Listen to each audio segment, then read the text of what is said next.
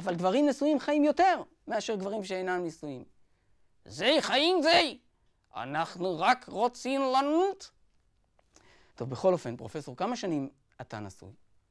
39 שנים. איי, איי, איי, איי, איי. איזו טעיתי. אז מה אתם עושים כל השנים האלה?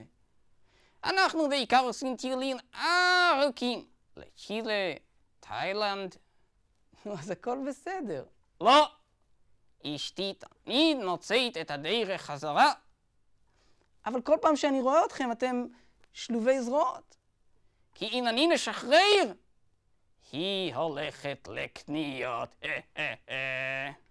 פרופסור, ולפני כ-40 שנה, כשהכרת את אשתך, לא ראית איזשהו אות לבאות?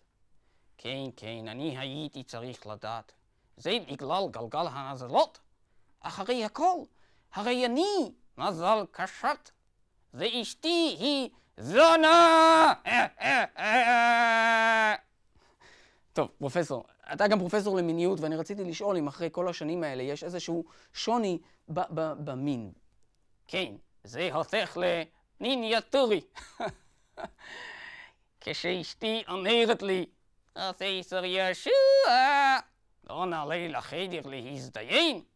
אני אומר לה, נדלה, תבחרי רק פעילות אחת.